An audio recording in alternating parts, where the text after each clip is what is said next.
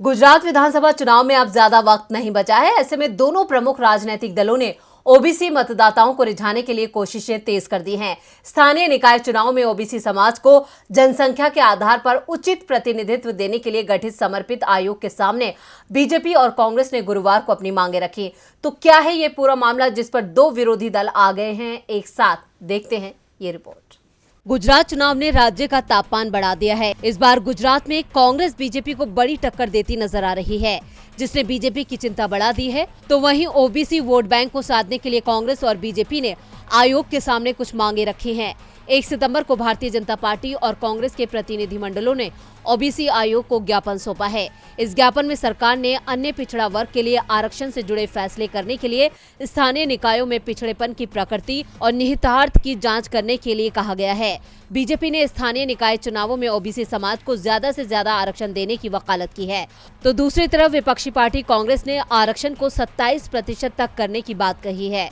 गुजरात पंचायत कानून के अनुसार ग्राम पंचायत चुनावों में ओबीसी समुदाय के लिए 10% सीट आरक्षित है। बीजेपी प्रतिनिधिमंडल में पूर्व मंत्री शंकर चौधरी, वर्तमान मंत्री जगदीश पांचाल, ओबीसी नेता अल्पेश ठाकुर और प्रदेश प्रवक्ता भरत डांगर शामिल थे। डांगर ने गांधीनगर में कहा कि भाजपा हमेशा अंतिम कतार के अंतिम व्यक्ति के उत्थान के दर्शन में विश्वास करती है। इस प्रकार हमने आयोग से स्थानीय निकाय चुनावों में ओबीसी उम्मीदवारों को अधिकतम संभव आरक्षण देने का आग्रह किया है। हम ओबीसी को न्याय देने के लिए प्रतिबद्ध हैं।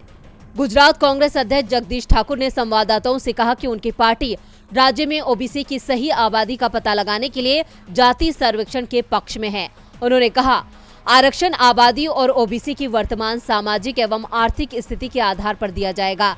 ऐसे में हमारी पहली मांग ओबीसी आबादी का पता लगाने के लिए जनगणना कराने की है।